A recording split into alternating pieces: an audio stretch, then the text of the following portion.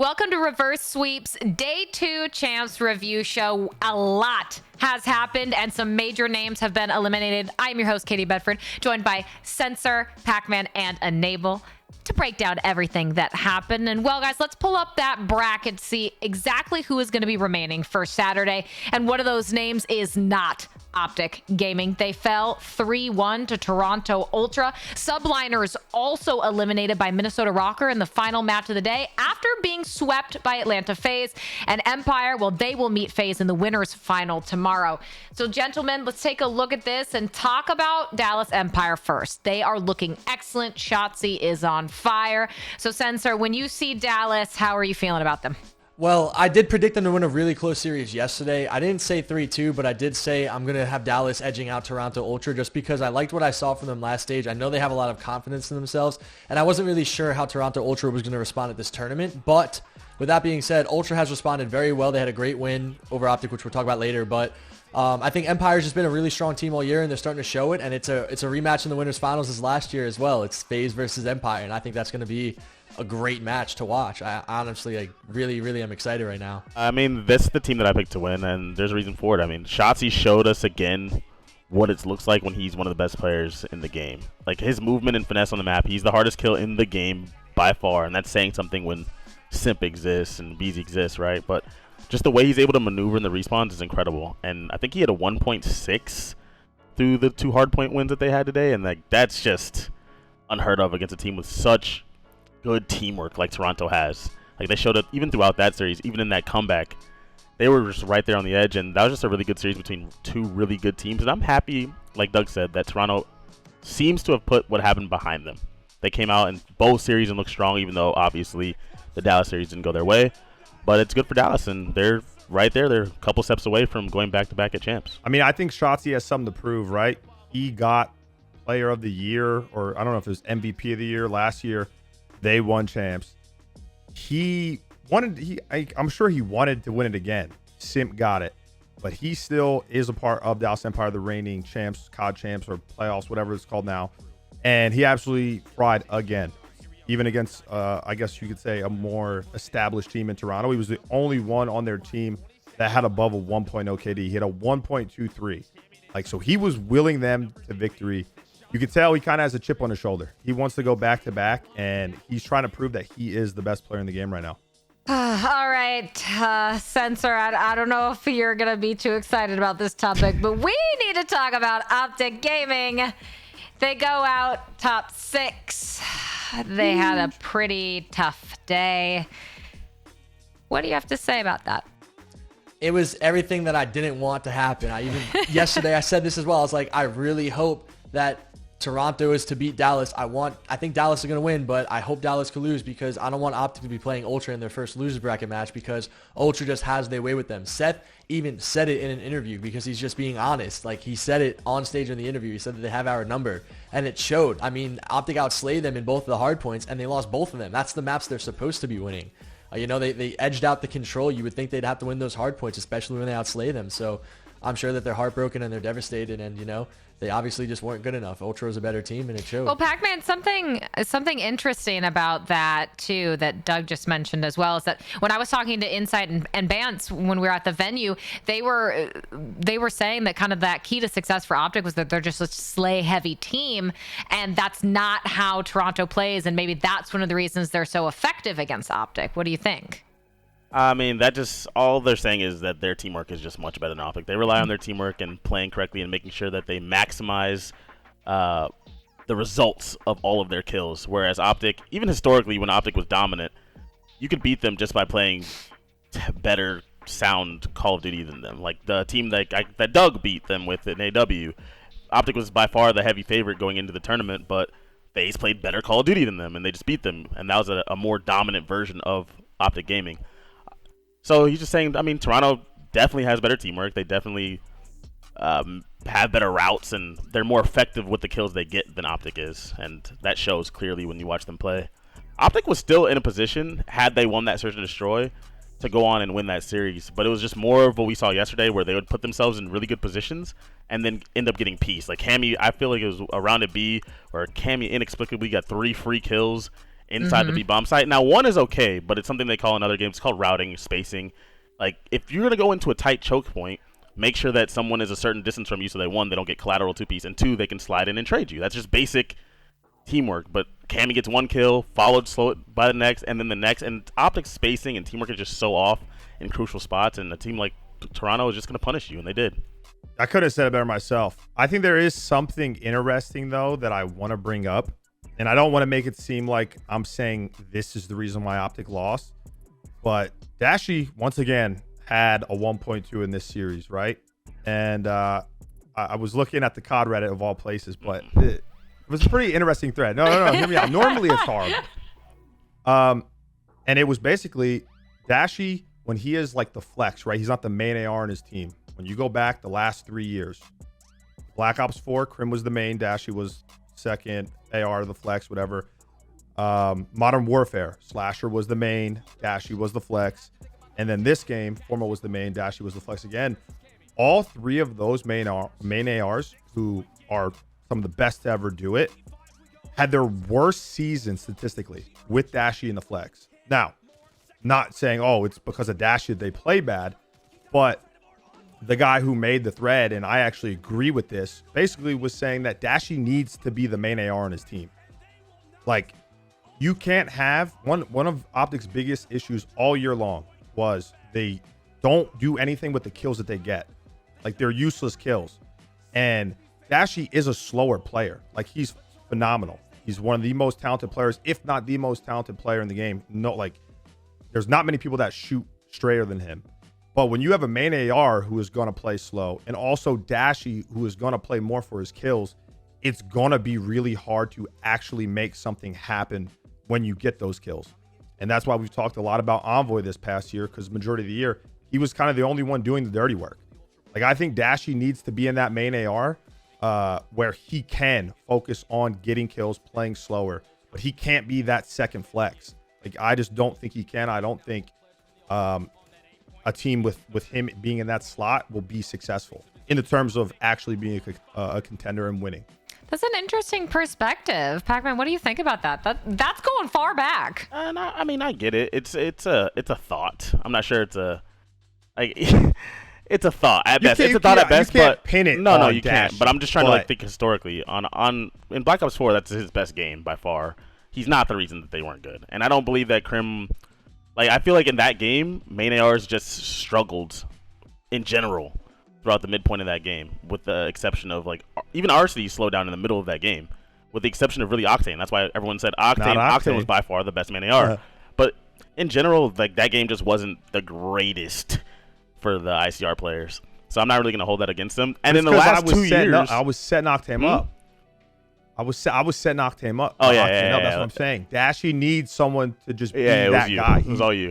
He's better when he's not the setup player. He's not really the setup player. He was never the setup player. He's never going to be the setup player. No, wait. Doug knows. When Doug teamed with Dashy, Doug was setting him up, and Dashy was... That was also a different style of game completely. That was a standard Call of Duty game. And I love Ian's analysis. It's 3 fantastic years. analysis. It's 3 great years. analysis, you know? Thank you. You know what you're saying. 3 years in a row, I'm just saying. FormaL, You did win an event that year, right, all Ian? their You were worst seasons. Yeah, I definitely love what he's having to say then, you know? It's send my man. What? Up, you know? Whatever. Well, maybe you're right. I mean, when I was watching Dashy play last year on OpTic LA, he does first of all, he does shoot straighter than anyone, period. Like, it's actually ridiculous. He's unbelievable. But he does tend to play slower. His decision-making process is slower than other people. I'm not sure that he's actually slower on the map. His decision-making is just like a step behind. It's a step behind other players, and that could cause the slow effect on the team because you can't have anyone else whose decision-making is even questionable. Like, everyone else has to be flying. So I guess that could be a valid point. Yeah, look at all the other top flexes in this game. Like, they are definitely thinking at a faster rate than he is. I just think he needs to be in that position where he can be slower on the decision-making. He can't be put in a position where he's gonna be uncomfortable, which I kind of think he has in the past couple of years. Fair enough. They also don't really have an in-your-face sub, which I think is actually the bigger problem. Scump's never been that guy, right? He's always had someone in front of him. That's when he shines. And Envoy's definitely not that guy either. He's more of like the flanking, dirty work, blah blah blah type of player. But they don't have the Abeezys and Shotzi sliding around in your face, finessing. They don't have that, and I think that is essentially their biggest issue. And then, of course, Envoy just did not have a good Champs performance, and that's unfortunate for him. I know he'll bounce back, but they don't have the aggression that other teams have across the board, and that's what cost them. Well, we'll see if maybe they can find some of that aggression as they get ready for the next year as their season comes to a close. Let's talk about some of the standout moments of the day. Enable, I will start with you this time. So any pivotal moment, that moment that you really thought was the best highlight of Friday? Okay, that's a good one. It has to be that Game 5, Toronto versus Empire. Illy went off. Illy, well, I'm sure we'll get to the MVPs of the day or whatever, but Illy played fantastic, and I think that was a huge moment for both of those teams. It sets up Dallas to have that rematch in that winners finals against FaZe. But that was a map that I wasn't expecting them to win. I really thought when it went to that Game 5, Toronto had it in the bag. But Illy was, what do they call him? The Pope. He was SND Pope today. He absolutely fried. And it was, I feel like it was well deserved for him because he's been getting a lot of hate. He's been getting a lot of hate, especially in S&D, and he turned up. He was literally the man in that map, in that series, honestly. Well, he was Batman to Shotzi. Or Batman, Robin. or he was his Robin to There you Shotzi's go. You got Batman. it. Excuse me. It took me a couple All times. right. Pacman, who do you have as your standout moment? I'm gonna go with Arcity's winning that 1v1 against ASIM in their S&D because Good pick. I don't know, that just Not shouldn't my have boy, happened. see. One, I It don't was know. They gross. played the only one was all played weird to me, but at the end of it, he ran out of time and got spotted, and I don't know. Like I was like, oh, he's gonna die. There's no way he wins this gunfight. It was so awkward. And to see him win that gunfight that way and, get up and start talking. First of all, FaZe was talking shit the entire series. Shoot, So to didn't see they him shoot get- bodies in the hard point? They're like map hungry. one? Like, yo, them boys are right hungry. away in I map try to one. tell They didn't y'all. wait till they were winning, really. There's like they came out hungry and 3-0'd them. Like, I don't know who predicted that one. But but he just came out and win that gunfight like that. It was like, oh yeah, they're gonna win this for sure. Just they're hungry again, and that was my moment. I really like that pick because that was the standout moment for me too. So Censor, what do you got for us? I think the final match of the day and the final map of the day, Standy getting that 2-piece on A Street on ASIM and then HyDra in the plane to initiate the chain to get to P1 and win the map and ultimately send, the New York Subliners home and advance to the top 4 and live for another day. He's, to me, the rookie of the year. And, they started the first time playing Checkmate Hardpoint up 70-0, and they had to end the game and restart it at 0-0. And Standy started the next time they played it the second time, 15-3. He got full streaks, and he made the play in the beginning, he made the play in the end, and he ultimately was a huge reason why the Rocker are going to be in this is like the most elite Call of Duty teams in the world. These are the final 16 players, final 4. So I think that was the standout moment to me. I like that. That was good. Maybe Toronto can learn something about how to use streaks effectively from Minnesota. We'll have to wait and see. Let's talk about our star player. Censor, I'll stick with you. Who was your favorite from the day? My honest opinion, every player in Atlanta FaZe, but if I had to pick one, to not make it, let's roll with that. That's the. To be fair, we do that sometimes. We pick whole teams, so that wasn't too wild. I don't want to be too biased with my opinion. So what I'm gonna say is, yeah, the Atlanta FaZe roster, every single player on the roster took chances just having their own. I mean, Sim started the first map. Abizi had his moments. Their ARs were going off, and Alec was just winning the most ridiculous clutches in Search, popping 2 pieces on Miami. I mean, they showed up to this tournament. This is going to be a really good winners final tomorrow between them and the Empire. All right. I like that. Yeah, they look good. All right. Let's see. I'll go second, Katie. Take it I'll away. go second. Actually, no. Katie. Take it away. It's John. No, No, it's go John. ahead. No, it's John. All Yeah, right, go I can ahead. For me, it's got to be Major Maniac. It has to be. I know he doesn't really get as much praise as Standy, Priest, Attach, because he does a lot of the dirty work, right? And he is kind of a traditional slower AR. Like, he's making everyone else's jobs way easier on that Minnesota team. He not only was only 4 kills behind Standy throughout the series in NYSL. He had a 1.61 in that NYSL series. Like, absolutely dominated from start to finish. Even with that reset, right, where they were up 71. Normally when that happens, you never start like that hot again. And they did. But then, and I'm going down to the end. He had a lot of clutch 2 pieces in that map as well. But I just think he was huge for them. Because if you can get Major Maniac to play like that this Minnesota team reaches a whole new level because you know he's going to be very fundamentally sound. And you know what you're going to get out of Standy at this point. You know what you're going to get from Attach and Priesta. But if Major Maniac can drop not even a 1.6, if he can give you like 1.2, 1.3s consistently, they're going to be a scary team to play tomorrow. And I mean, if he plays like this, they're going to be there on Sunday in the finals. Fair. That's a good point, Ian, for once. Were you going to say Major Maniac or no? No. I was between two people. I was between two people. Well, one, I just think that Standy played the best, like had the most impact on Rocker on their team. So I couldn't say Major Maniac. But mine's between Shotzi, who's just, ridiculous. And I actually want to give it to one of the guys that lost, though. I'm going to go with Cammy. Because after the way they lost and, just another heartbreaking loss again, to bounce right back in that OpTic series and play as well as he did, I feel like he won them games 1 and 4, and then he was piecing OpTic up in the Search and Destroy, had so many crucial kills on the checkmate hardpoint to secure them spawns. I don't know, this guy, he went from a point where he was struggling. In that game 5 against Empire, he was uncharacteristically poor, in my opinion, with his decisions. But to bounce right back like that was huge. Or against Empire, sorry, I said OpTic, but against Empire. To bounce right back like that against OpTic was huge. And it just... He's been a beast all year, and to come back after those 2 losses and play that well again is incredible for me. So, Cammy is my MVP of the day. I actually really like that pick, too. I like that a lot. Let's talk about tomorrow's matches, and we are going to speed through these predictions so that Ian doesn't have time to waffle on what he says the first time around. So I want lightning fast predictions. Pacman, I'm starting with you. What do you think happens? Winners final, losers semis, losers final. So FaZe Empire, Ultra Rocker, and then the losers final. Who do you have? 3-2 Dallas, winners final. Who's top 4? Rocker and... Yeah, so it'll be Ultra and Rocker next. Oh, 3-2. Oh, sheesh, that's the rematch. I'm going to go 3-1 Ultra. Ooh, and then Ultra FaZe?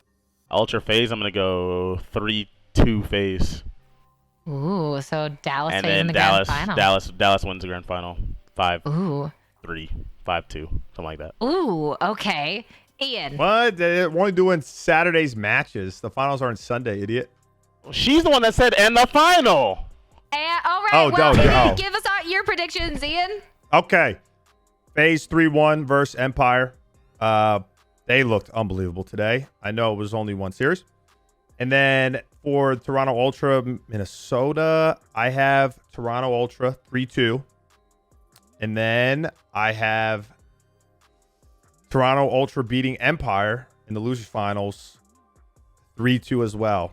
And then it'll be FaZe Toronto in the finals. Oh, okay. Well, one is at least staying consistent, making it to the grand finals. Censor, who do you have? What are your predictions? Well, after today, I have to say FaZe. I want to say 3-0 just because of how dominant they look today, but I have to give Empire their respect as well. I think this is actually going to go to a game 5, and I think FaZe is going to win it 3-2. I think between the Ultra and the Rocker, I think the Rocker is actually going to win that 3-1 just because they're starting to gain a lot of confidence. And although Ultra, they lost to Empire in a game 5, they played OpTic, it was competitive, they won in 4 games. I don't know, something about Rocker just seems like they're keeping their momentum going from stage 5, so I want to give them the win 3-1. Then in the losers bracket, I think Empire and Rocker are going to play, and I think Rocker is going to win that 3-2. And I think it's going to be a FaZe Rocker final, and then that's when I think they're going to lose, and I think it's going to be a 5-2 for FaZe in the championship final. I like that. You have Minnesota going the distance. I like that prediction a lot. I think FaZe is only dropping 3 maps in total. The 2 in the finals and the 1 to Empire. Ooh. That's it. Well, we will have to see. We all pick FaZe? Wait, Katie, what are your predictions? My prediction is that we are out of time, so you'll have to wait and see what happens tomorrow. Guys, let us know what your predictions are going to be for Saturday, who you think is going to be prepping for the grand final on Sunday in the comments below. We'll see you after Saturday wraps up.